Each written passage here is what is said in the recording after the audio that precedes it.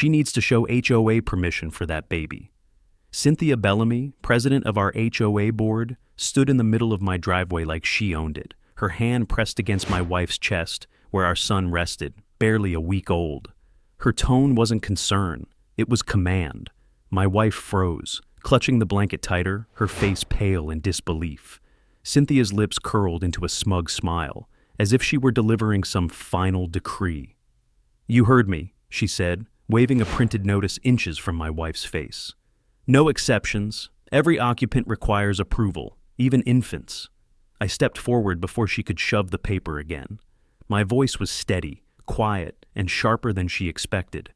"Cynthia, you're not qualified to make that demand, and if you push this, you'll regret seeing what's in my wallet."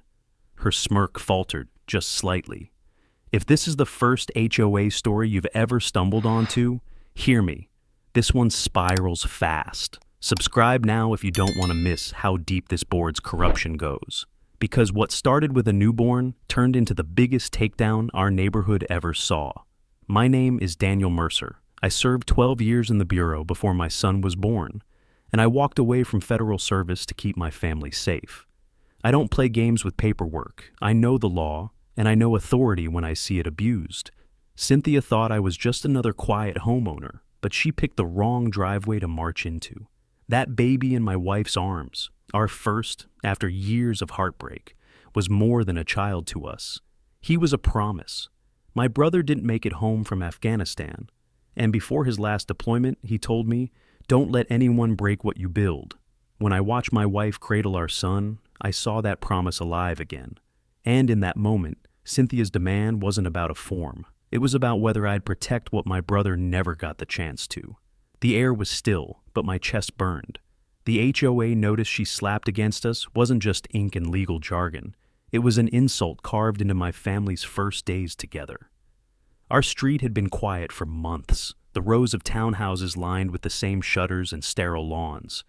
But my house, with its oak tree standing at the corner, had become a kind of symbol for me. That tree had grown from a sapling my father planted when he first moved here decades ago. I wasn't about to let Cynthia twist that legacy into another HOA rule she could wield. I took the paper from her hand and let it fall onto the concrete. Her eyes flashed with the anger of someone who'd been defied in public, but I didn't break her stare. I could feel neighbors watching from behind blinds, the silent hum of curiosity that always follows HOA drama. Cynthia loved that stage. She thought humiliation kept people in line. What she didn't know was that humiliation had been my fuel long before this. I'd been in rooms where the wrong decision could collapse entire cases, where hesitation meant lives lost. Compared to that, her game of notices and fines was just noise. But the difference was, this noise targeted my wife, my son, my home. And for that, I wasn't backing down. I leaned closer, speaking low enough that only she could hear. "You've crossed a line, Cynthia. You may run this board, but you don't run my family. And before this is over, everyone here will know exactly where your authority ends." She stepped back, mask cracking, her heels clicking sharp against the pavement. My wife's grip tightened around my arm, her breath shaking as she whispered, "Daniel, what are they doing to us?" What they were doing, I realized, was trying to stake a claim over our lives. And that was something I'd never allow. Where are you watching from? Because stories like this don't just happen in one neighborhood, they happen everywhere. And if you've ever seen power abused like this, you'll understand why I wasn't about to let Cynthia Bellamy get the last word. I didn't move from the driveway until Cynthia was gone, her notice still lying on the concrete like trash she'd left behind. My wife held our son tight, her face still pale, and I could feel her trembling through my sleeve. I picked up the paper, folded it once, and slipped it into my pocket. It wasn't the first violation I'd seen them issue, but it was the most personal, and I knew it wouldn't be the last. The next morning, I walked the block before sunrise. Our neighborhood, Lakewood Ridge, was a maze of manicured lawns and identical facades. The HOA called it uniformity. I called it suffocation. As I passed the row of mailboxes near the community pool, I noticed 3 more notices taped to doors. Different families, same bold header. Mandatory compliance. A retired couple had been fined for hanging a small flag. A young mother had been cited for her stroller left by the steps. Even the Hendersons, who'd lived here 20 years, had received a violation for unauthorized vegetation. Their only crime was planting a rose bush. It was a pattern, and patterns were something I'd been trained to see. The board wasn't just enforcing rules, they were tightening a grip. Cynthia wasn't acting alone. She had a council behind her, but she thrived on intimidation, picking targets that looked least likely to fight back. My newborn son, my grieving wife. She thought we'd fold instantly. She didn't realize she'd just given me a reason to start paying attention. At the clubhouse later that afternoon, I watched from a corner table while board members gathered. They never expected me to show up. New parents were supposed to be too exhausted to care. Cynthia's voice carried across the room, polished and commanding. She spoke about preserving standards and protecting property values. But the faces around her told another story. Some nodded, eager to please. Others shifted, uncomfortably, like people stuck in a current too strong to fight. I caught sight of one of those uneasy faces, Terrell Gaines, the HOA's treasurer. He was mid-40s, clean-cut, always kept his yard trimmed to regulation length. But as Cynthia ranted about occupant approval, his jaw clenched tight. He glanced at the ledger in front of him, then down at his hands, avoiding her gaze. Something in his posture screamed conflict, like he knew more than he could say. I stayed silent, observing. In the bureau, surveillance wasn't just about watching criminals. It was about spotting fractures, the subtle places where pressure could split an entire system. Cynthia was the voice, but someone like Terrell might hold the cracks. I made a mental note. Sooner or later, I'd need him to talk. As the meeting wrapped, Cynthia made a show of flipping through violation reports, her tone dripping with superiority. "We have to set examples," she said. "If residents think they can slip by with unregistered occupants, pets, or structures, this community will collapse. I won't let Lakewood Ridge turn into chaos." Her words might have fooled outsiders, but to me, they sounded like control for control's sake. And that was dangerous. When someone like her gained momentum, they didn't stop at notices. They escalated. I knew it was only a matter of time before her next strike landed on my doorstep. Walking back home under the streetlights, I felt the weight of her notice pressing against my chest from inside my pocket. It wasn't just about the baby anymore. It was about power. Cynthia wanted to establish dominance over everyone in Lakewood Ridge, and she was willing to use fear as her weapon. But fear cuts both ways. The more she pushed, the more chances she gave me to expose what she really was. When I opened the door, my wife sat in the living room rocking our son. She looked up at me, searching for reassurance. I forced a calm smile, but inside, gears were turning. I'd seen neighborhood disputes spiral into full-blown legal battles, and I knew exactly what kind of authority could cut through the posturing of HOA boards like Cynthia's. The path forward wouldn't be easy, but it was clear. If she wanted to play this game, I'd bring the kind of oversight she could never control. That night, as I stood by the window watching the oak tree sway in the dark, I understood what was at stake. That tree had survived storms, droughts, even construction crews trying to chop it down. It stood because my father fought to protect it. Now it was my turn, not just for the tree, not just for my home, but for the child sleeping in the next room.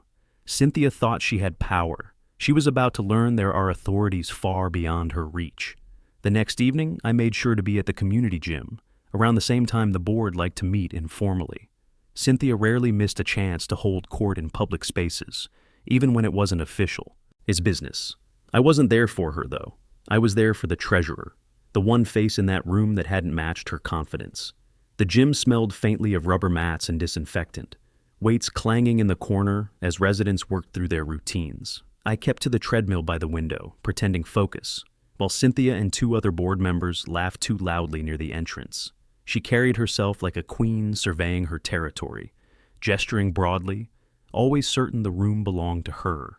But a few feet away, sitting stiffly on a bench with a towel draped across his lap, was Terrell Gaines. His posture gave him away. Shoulders tight, legs restless, fingers drumming against his knee. He stared at the floor while the others talked, his eyes flicking up occasionally, only to drop again the moment Cynthia's voice spiked. Every movement of his body looked like resistance held in check. I'd seen the same tension in witnesses under pressure, people caught between what they knew and what they feared. When Cynthia finally left, her laughter trailing out the door like broken glass, Terrell stayed seated, towel clenched in both hands. He didn't move, didn't even stretch like he'd planned to work out.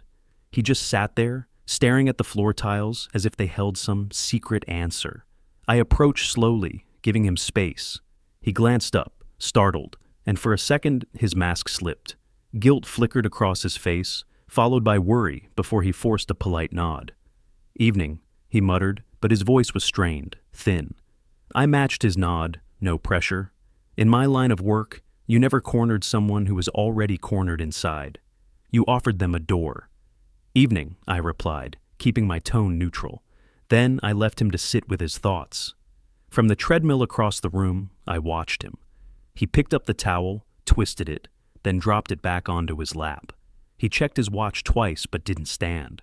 His breathing was shallow, his jaw clenched so hard I could see the muscle ticking near his temple. He was unraveling quietly, caught in a fight no one else noticed. The HOA's treasurer wasn't loyal. He was conflicted, and that was more valuable than open resistance. It meant he knew things, numbers, records, maybe even conversations Cynthia didn't realize betrayed her. And judging by the sweat shining on his forehead, though he hadn't lifted a single weight, the strain of holding those secrets was eating him alive. I left the gym without pushing further. Patience mattered. I needed him to choose the moment, not me. But as I walked back across the clubhouse lot, the pattern sharpened in my head. Cynthia was overreaching, issuing violations like weapons, and using the board to rubber stamp her authority. Yet, in her own circle, the cracks were already visible. Back home, my wife asked how the walk had gone. I told her the truth in part. "They're not as united as they look." She nodded, brushing our son's hair with her fingertips, the faintest smile touching her lips. Hope mattered more than detail right now. Later that night, sitting at the kitchen table with the violation notice in front of me, I traced the bold letters with my thumb. HOA rules weren't absolute. They had limits, legal thresholds, and boundaries that boards like Cynthia's often ignored. The law didn't bend for her. I'd seen what happened to people who treated authority like personal property. They collapsed when someone higher up stepped in. That was the path I'd started charting, the one that would bring oversight no HOA president could dodge. But I also knew this. I couldn't expose her from the outside alone. To bring the right authority down on Lakewood Ridge, I'd need leverage, evidence, and someone inside her circle who couldn't keep carrying her lies. When I closed my eyes, I saw Terrell again, hands twisting that towel, eyes refusing to meet mine.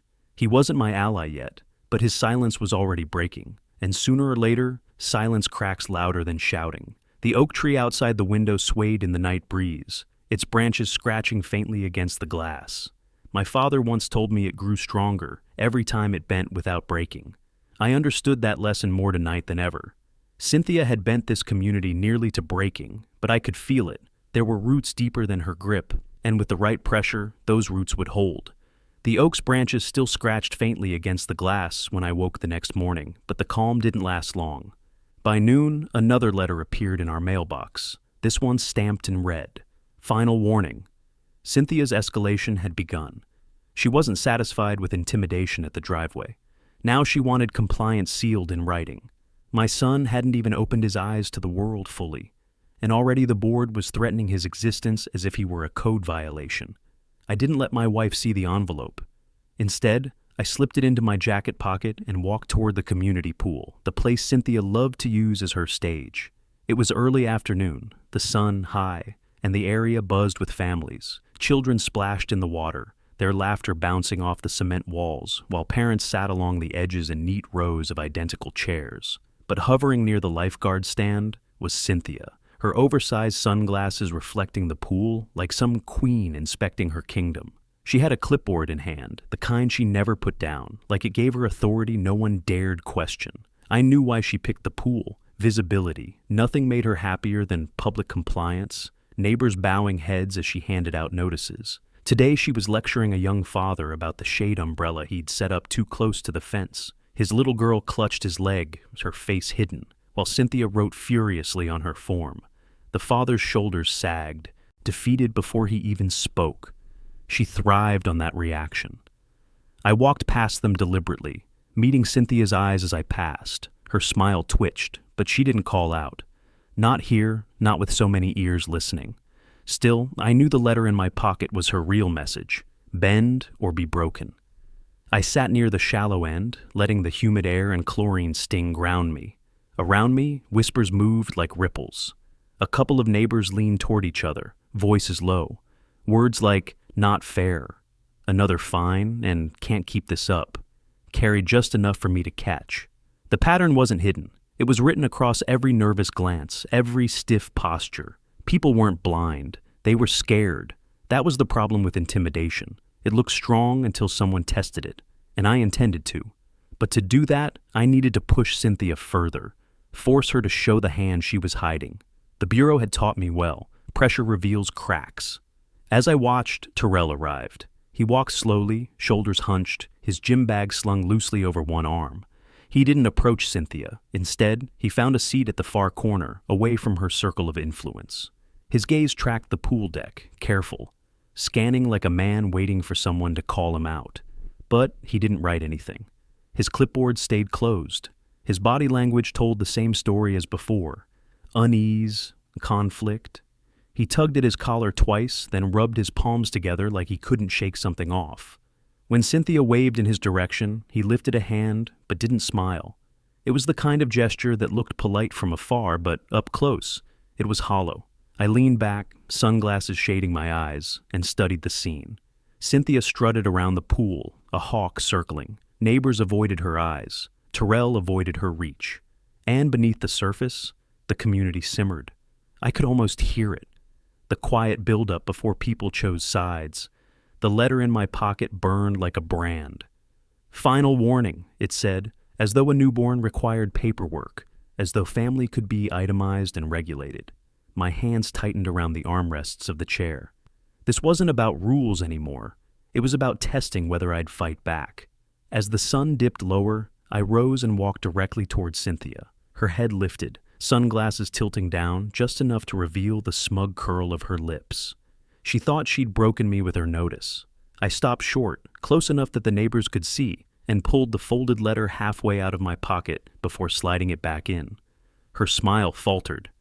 "I'll see you soon, Cynthia," I said, my tone steady, loud enough to carry across the deck. A few parents turned their heads, startled.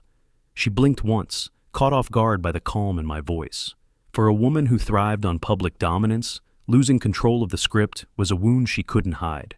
I walked away then, the sound of splashing. Children filling the silence she left behind. The cracks were spreading, and I knew the next move wouldn't come from me. It would come from her, desperate to reclaim the power she felt slipping. That desperation would be the opening I needed. I didn't have to wait long for Cynthia's next move. The very next day, I came home to find a bright orange notice taped directly to our front door. The words were stamped in capital letters: mandatory hearing. The accusation: unapproved occupant violation. She hadn't even bothered to soften the language. My son, 8 days old, reduced to a violation code in a block of legal jargon. I peeled the paper from the door, feeling the adhesive tear against the wood grain. My wife stood behind me, holding our son, her face drawn and weary. "What does that mean?" she asked. Her voice was steady, but I could hear the fear underneath. "It means she wants to drag us into that clubhouse and make an example of us," I said. My jaw clenched so hard it hurt. She thinks intimidation in front of the board will force us to fold. That evening, I made my way to the small strip mall just outside Lakewood Ridge. The HOA kept a leased office there, tucked between a dental clinic and a frozen yogurt shop. The sign on the glass door read, Lakewood Ridge Association, by appointment only. But the light inside glowed. Through the glass, I saw Cynthia moving papers across a desk, her posture sharp and deliberate, like she was arranging chess pieces. I didn't go inside. Instead, I waited in the coffee shop across the lot, the bitter scent of espresso covering the stale anxiety that clung to me. From my corner seat, I watched residents filter in and out. Some left with envelopes in hand, their shoulders sagging as if they'd just paid tribute. Others didn't even look up, eyes locked on the pavement. Then, close to sunset, I saw Terrell step out. He carried a leather folder pressed tight against his chest. His face was pale, lips pressed into a thin line. He walked fast, like a man leaving a crime scene he hadn't meant to witness. I followed him only with my eyes, careful not to be seen. When he reached his car, he paused. His hand hovered on the door handle, then dropped to his side. He looked back at the office window, his expression torn between duty and disgust. He ran a hand over his face, exhaling hard, then finally slid into the driver's seat. That hesitation told me more than any confession could. Something inside those walls wasn't clean, and he knew it. I left the coffee shop with one conclusion cemented. The board was running their show behind closed doors, but the treasurer was cracking under the weight of it. If Cynthia wanted to drag us into a hearing, she'd be forced to put her authority on display, and that's where I could dismantle it. Back home, I laid the notice on the kitchen table. The orange paper glared under the overhead light, the word mandatory burning into my eyes. I thought back to every briefing I'd ever given in the bureau, the countless times I'd stood in rooms where lives hung on the interpretation of one law, one line, one phrase. The HOA thrived on residents not knowing where the board's power ended, but I did. And that was the difference. I pulled out my laptop, fingers moving faster than my thoughts, not to search for hidden documents in garages or dusty basements. No, I knew better. Instead, I accessed the county's official property records. Within minutes, the framework was clear. HOAs could not overstep certain statutory boundaries. Their power stopped at occupancy definitions and federal housing protections. Infants were not occupants in the legal sense. They couldn't require approval because the law already defined family as outside their reach. That was the crack I needed. Cynthia had weaponized the bylaws, but she had pushed them into territory where outside authority would cut her down. City inspectors, state housing regulators, even the federal protections I'd enforced myself years ago. She had crossed into a fight she couldn't win. As the night stretched on, I printed what I needed. Not sensational discoveries, just the unshakable truth of public record. Facts no clipboard queen could twist. The sound of the printer echoed in the quiet kitchen, each page sliding out like ammunition. When I was finished, I stacked the papers neatly and tucked them into a folder. My wife walked in, still rocking our son against her shoulder. She glanced at the folder, then at me. "What are you going to do?" she asked softly. I met her eyes, the weight of the decision already made. I'm going to let Cynthia drag us into that room, and when she does, I'll bring authority she can't outrun. The oak tree outside rattled in the wind, branches swaying like a sentinel keeping watch. I felt its strength steady me. This wasn't just about my son anymore. It was about proving to an entire neighborhood that fear had limits. Cynthia wanted control. I was about to show her where it ended. The folder sat on the passenger seat as I drove toward the clubhouse that evening, its weight heavier than paper should feel. Each page inside carried the truth Cynthia refused to acknowledge. Official statutes, housing protections, occupancy definitions that tore her unapproved occupant charge to pieces. I didn't need to embellish or twist. All I had to do was show up, and the board's illusion of power would crack under the simplest scrutiny. The clubhouse loomed at the end of the cul-de-sac, its white columns glowing under mounted spotlights. The building had always felt oversized for what it was, a meeting hall disguised as a temple. Tonight it buzzed with voices, neighbors gathering in uneasy clusters outside the door. Some clutched their own notices, their eyes flicking nervously to Cynthia's black SUV parked out front. Others whispered in tones sharp with resentment, as though finally daring to admit they were tired of being ruled. I stepped from the car with the folder tucked under my arm, feeling the stares gather. Conversations dipped, then hushed, as if people were waiting to see what I would do. I met no one's gaze, but I caught the subtle nods, the almost invisible signs of support. Fear had kept them quiet, but defiance was building. Inside, the air smelled faintly of lemon polish and stale carpet. The long conference table stretched across the room, each chair neatly aligned. Cynthia stood at the head, clipboard in hand, every inch the self-appointed monarch. Her lips curled in satisfaction as her eyes landed on me. "Mr. Mercer," she said, voice pitched for the room, "you've received our notice. Tonight we'll determine appropriate compliance measures." Her words hung in the air like a verdict already sealed. A few board members shuffled their papers, avoiding eye contact. And there, 2 seats down, was Terrell. His shoulders were stiff, but his hands betrayed him, tapping rhythmically against his ledger as though he couldn't contain the storm inside. I sat at the opposite end of the table, the folder resting squarely in front of me. "I'm here," I said evenly, "because you demanded it. Let's hear the charge." Cynthia's smile widened, but it didn't reach her eyes. She began reading from her clipboard, her tone laced with mock gravity. Violation Code 42, subsection B. Unauthorized occupant. No approval submitted for the newborn currently residing at your address. The words were absurd, but the silence that followed was heavier than laughter. Around us, residents lined the walls, standing room only. Some looked shocked, others ashamed, all waiting to see how far she would push. Cynthia thrived on this performance. Public humiliation was her stagecraft. I let her finish, then slid the folder forward across the table. The sound of its edge scraping the wood echoed in the quiet. "Here's what the law actually says," I replied, my voice steady but carrying. "State housing statutes, federal family occupancy definitions, and county ordinances. Infants aren't classified as occupants requiring approval. Your charge isn't just invalid, it's unlawful." Her face froze for a beat too long. I caught the flicker of panic behind her eyes before she masked it with derision. "This board operates under its bylaws," she snapped. "Breach those bylaws into illegality," I countered, "and you expose yourselves to outside authority. I know where those lines are. And now, so does everyone else." A murmur rippled through the crowd. Neighbors exchanged glances, whispers rising, their posture shifting from shame to curiosity, from fear to cautious hope. Cynthia's grip on the clipboard tightened. For a woman who thrived on control, losing the room was more dangerous than losing a vote. I shifted my gaze to Terrell. His fingers had gone still, pressed flat against the ledger. He didn't speak, but the tension in his jaw told me everything. He wanted to. He wanted out from under her shadow. For now, silence was his shield, but silence can fracture into confession at the right moment. I leaned back, calm, letting the weight of the folder speak for me.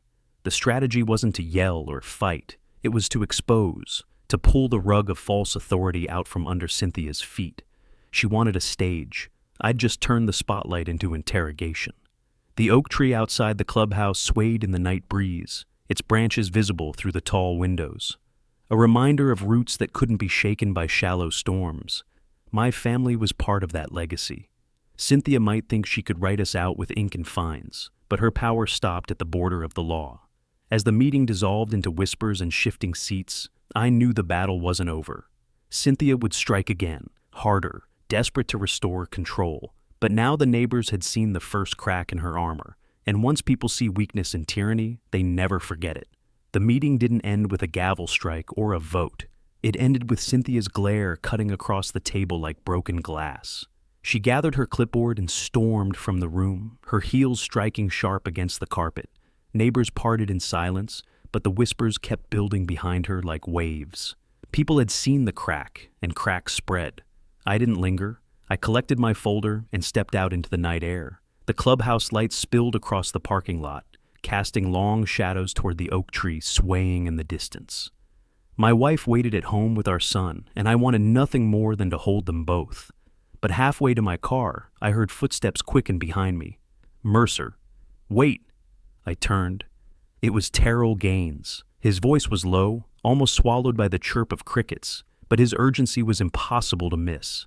He looked around the lot as if expecting Cynthia to appear out of the shadows, then moved closer, his leather folder clutched under one arm.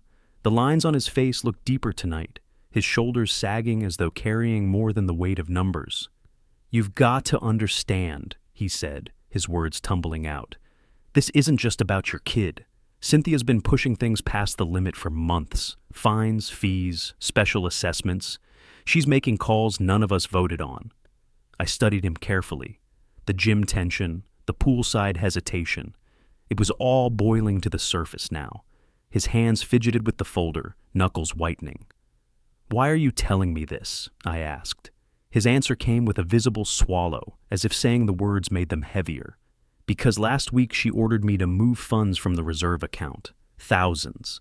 Said it was for community security, but there was no approval, no contract, nothing.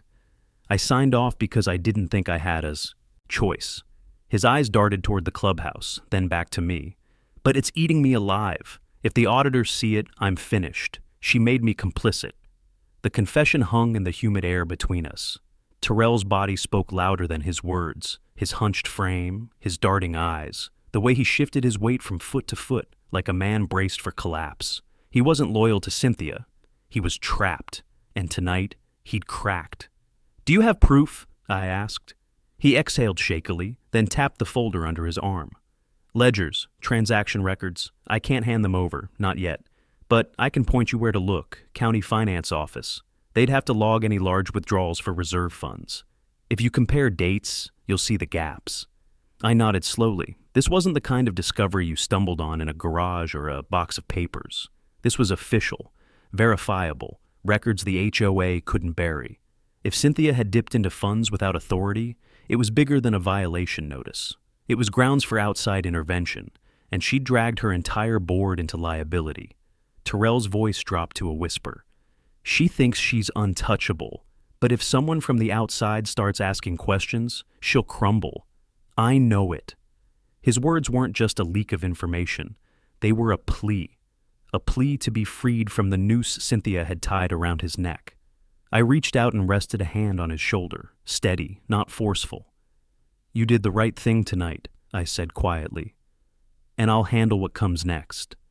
He nodded, eyes glistening under the parking lot lights, then hurried off toward his car before anyone could notice. I stood there for a moment, the night air heavy with the scent of cut grass and asphalt cooling under the dark. The victory strategy I'd committed to, outside authority intervention, suddenly had teeth. Cynthia could argue bylaws all day, but financial misconduct was a different battlefield, one she couldn't control with notices or smug smiles.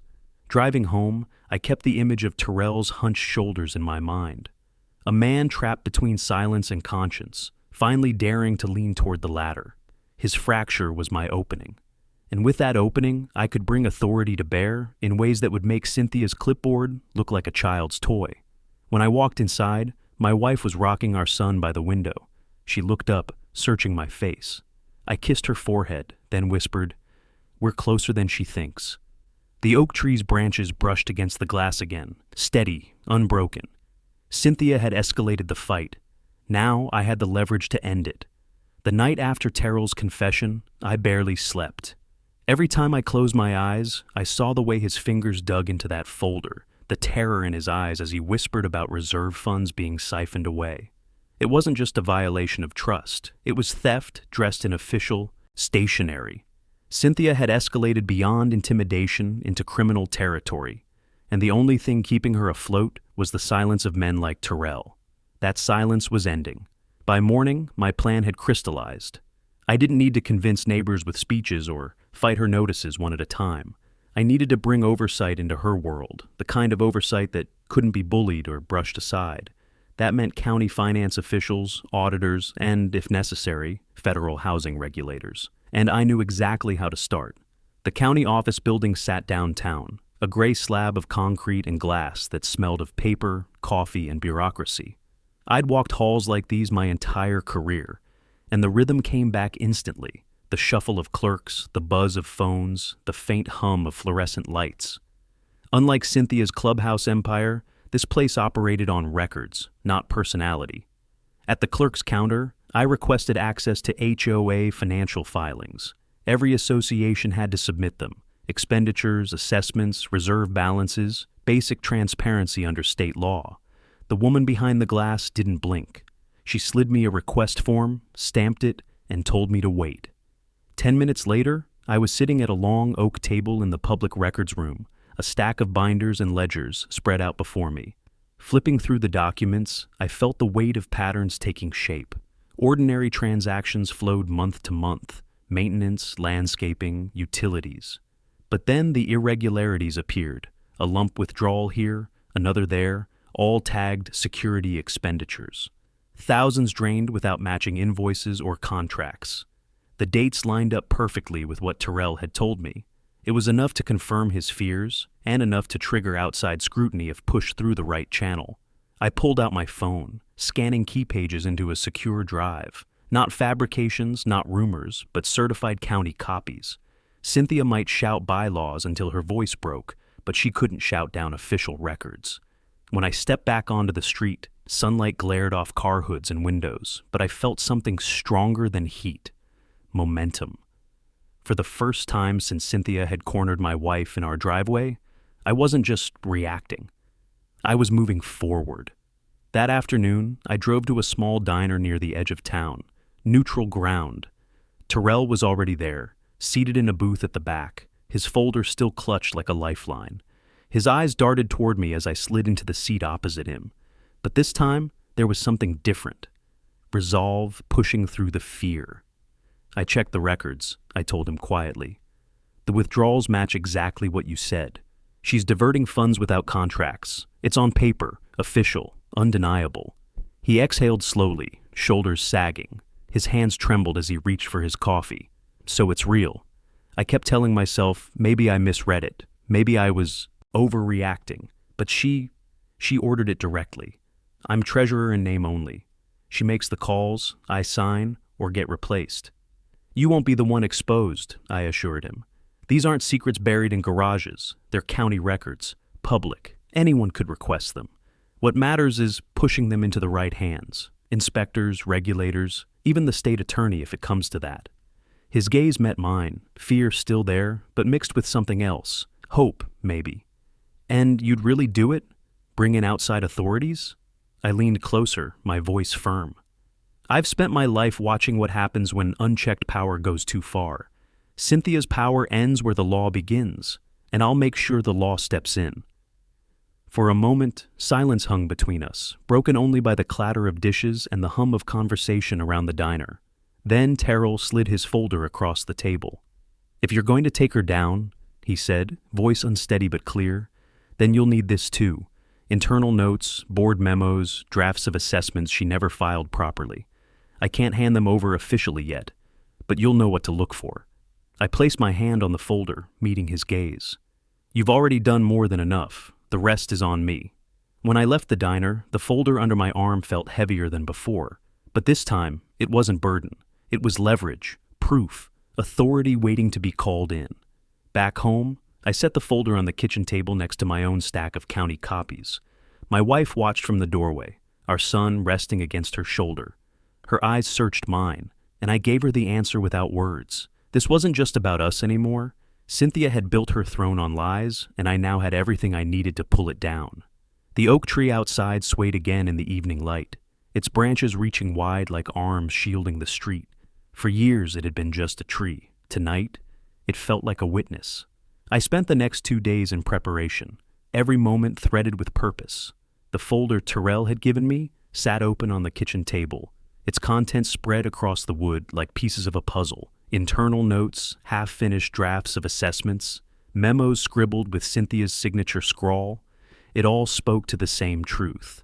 She wasn't just enforcing rules. She was bending financial structures to her will, gambling that no one would challenge her authority. The county records I'd pulled confirmed the picture. Withdrawals labeled security expenditures, but with no vendor invoices. Reserve funds drained with no resident approval. The HOA's bylaws might have been vague, but state statutes weren't. Cynthia had walked herself into violations clear enough to demand outside review. Still, exposing her wasn't about paperwork alone. It was about timing, staging, and impact. I'd learned that long ago in investigations. Truth without the right delivery vanished into noise. To topple Cynthia, I needed a moment where the community saw the mask ripped away. And that meant the upcoming quarterly board meeting. The morning of the meeting, I drove to the county inspector's office, a squat brick building that smelled of dust and copier ink. Inside, the Housing Compliance Division buzzed with clerks moving stacks of reports. I found the right desk, introduced myself formally, and laid down the copies of financial irregularities I'd gathered. I didn't flash my badge. It wasn't necessary. I wasn't here in an official capacity. But experience carried weight, and I knew how to frame a violation so it couldn't be ignored. The inspector flipped through the pages, brow furrowing deeper with each line. Reserve account withdrawals without contracts, he muttered. That's a violation of statutory oversight. Could trigger penalties, or worse, loss of insurance coverage. I nodded. And she's using these funds under the guise of security. If she can't produce contracts, she's exposed. He tapped his pen against the file, then looked up. We'll need to open a review. If you're willing, bring this up at your HOA's meeting. We can send someone to observe, unofficially at first. It was exactly what I'd hoped for. Cynthia wanted to wield her power in the shadows. I was about to drag her into the light, with authority watching. That evening I carried both folders, the county records and Terrell's memos, into the library on the far side of town, where the board had scheduled their quarterly meeting to accommodate the larger crowd. The building's high windows glowed warm against the dark sky, and inside, the smell of paper and floor polish mingled with the low murmur of gathered residents. Rows of chairs stretched across the room, nearly all filled. People had shown up, hungry for answers. Cynthia stood at the podium near the front, clipboard in hand, her voice already raised in practiced rhythm.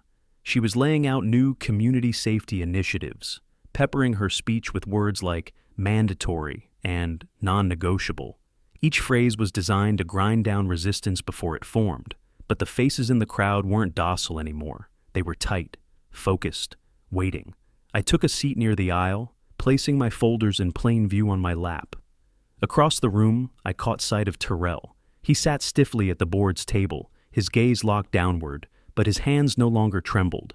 He gave the smallest nod when our eyes met. His silence wasn't guilt tonight. It was preparation. When Cynthia paused for questions, I stood. My voice cut through the murmurs.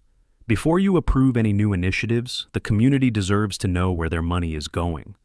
I held up the folder, its pages fanned like wings. Because, according to county records, tens of thousands have left our reserve fund without contracts or board-approved authorization. The room fell silent, heavy and immediate. Heads turned, whispers rippled sharp and fast.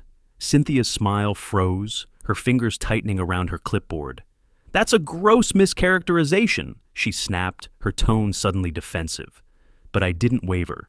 These aren't my words. They're county filings, public record. And if the board can't produce invoices or contracts tonight, every homeowner here deserves to know why. All eyes shifted to her. The silence wasn't passive anymore. It was expectant. Pressure building, waiting for her response. I felt the shift in the air, the first real tremor in her control. She had thrived on neighbors' silence. Now, that silence was breaking. The oak tree outside the library stood silhouetted in the window, its branches framed by the glow of the streetlights. It looked like a sentinel watching the moment unfold. This was no longer just about my family. It was about a community ready to confront the person who had ruled them by fear. Cynthia's mask cracked for the briefest moment, and I knew part 10 would be her unraveling. The silence in the library stretched until it felt like the air itself had thickened. Every eye stayed fixed on Cynthia, waiting for her rebuttal. Her clipboard hung frozen in her hand, and for once, the woman who thrived on words had none prepared. Her jaw tightened, the lines of her smile trembling into something sharper, more desperate. Finally, she straightened her shoulders and forced her voice steady. "These claims are misleading," she said, waving a dismissive hand toward me. "Funds were used appropriately under my discretion as board president. Security concerns required immediate action. Any suggestion otherwise is misinformation designed to undermine order in this community." Her tone carried the same smugness she'd used at the pool and the driveway, but this time it didn't land. The residents weren't nodding, they weren't shrinking back. They were waiting. The pause between her words was filled with murmurs, skeptical and restless. I stepped forward, placing the folder on the front table where everyone could see it. "Then prove it. Show the contracts. Show the invoices. Because right here are county-verified records of withdrawals, large ones, with no documentation attached. These aren't my accusations, Cynthia. They're gaps in your books." A man in the second row leaned forward. "Is that true?" he asked loudly, his voice cutting through the tension. Cynthia's face flushed crimson. "The treasurer can confirm," she snapped, turning abruptly to Terrell. Her glare landed on him like a weapon. "Tell them the board approved everything."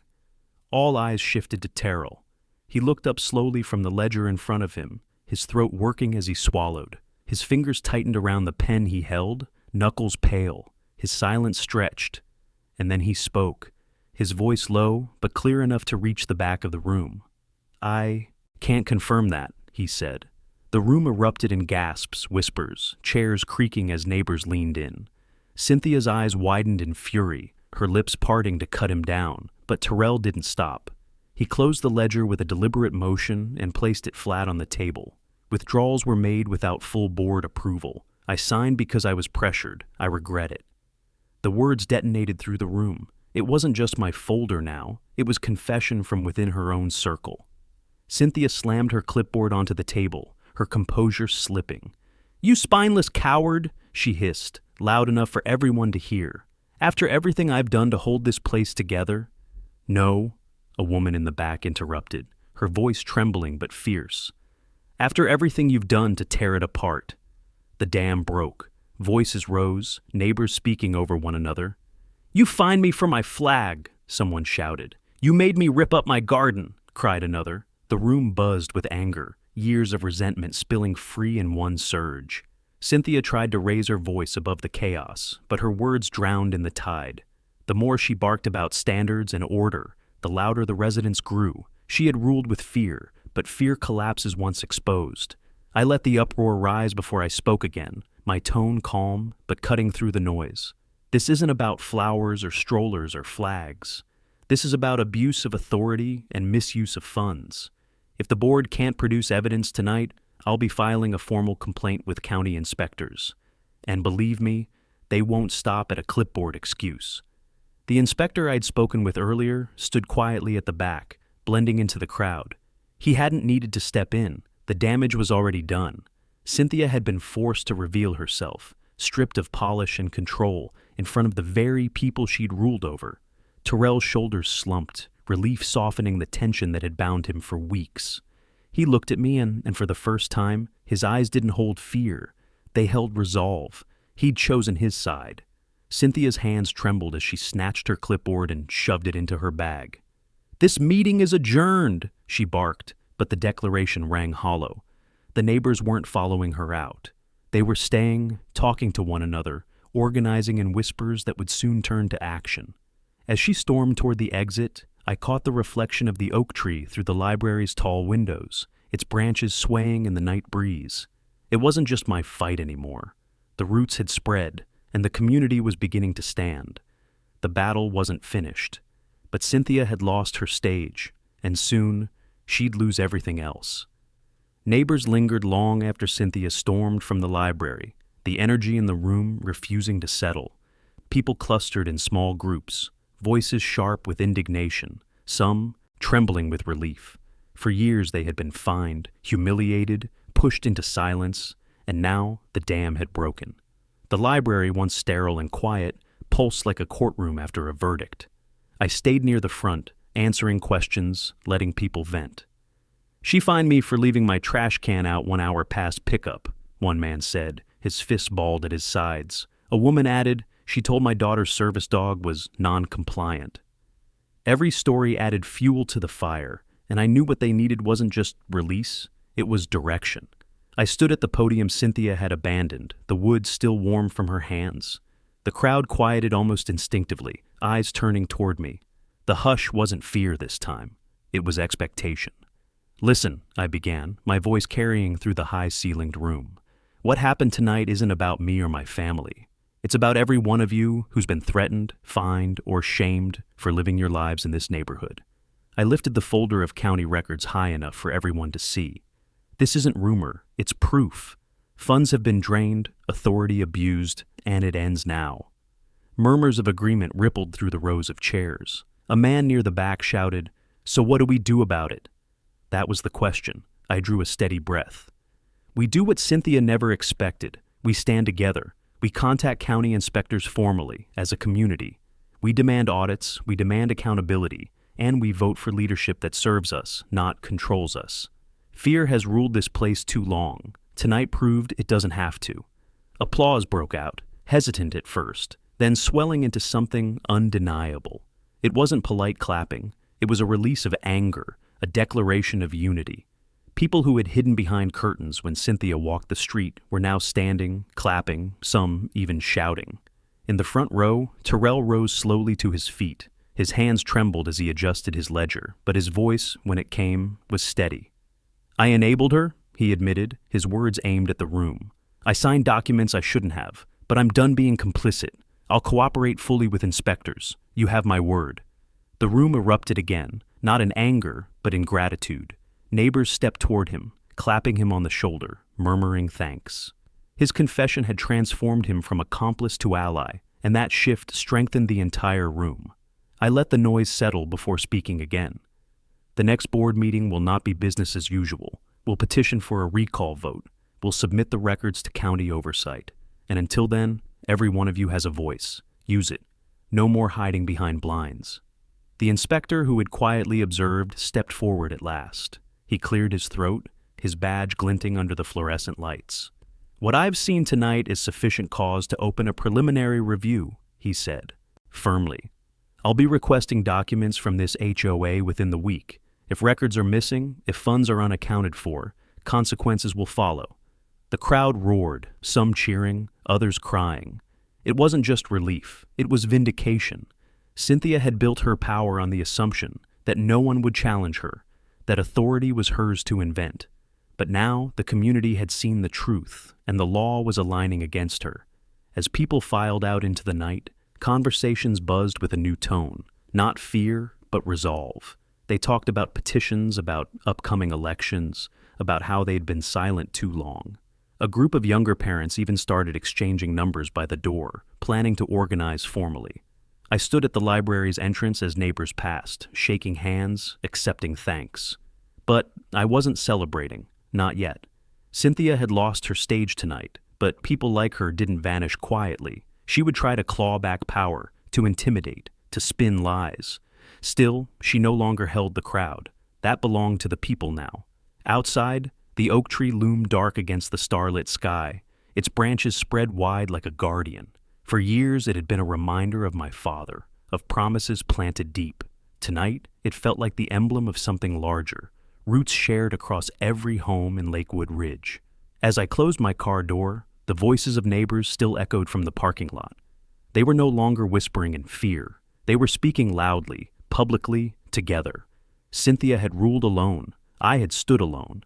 But tonight proved that unity was louder than tyranny. By the next week, the shift in Lakewood Ridge was undeniable. The clubhouse, once Cynthia's stage, had become the center of rebellion. Flyers for a recall vote circulated on doorsteps. Groups of neighbors gathered openly on sidewalks, no longer lowering their voices when they spoke about her. Where fear had once hushed the streets, conversation now bloomed in every corner. I walked into the community center on the night of the emergency assembly, the air buzzing with anticipation. Rows of folding chairs filled the hall, residents standing shoulder to shoulder in the back. Even the Hendersons, who rarely left their porch, were there. Terrell sat at a table near the front, papers neatly arranged before him, posture straighter than I'd ever seen. His eyes met mine briefly, a quiet nod passing between us. Cynthia arrived last, striding through the doors in her usual heels, clipboard clutched like a weapon. But this time, the crowd didn't part for her. They didn't avert their eyes or retreat into silence. They watched her openly, their faces set, their whispers sharp.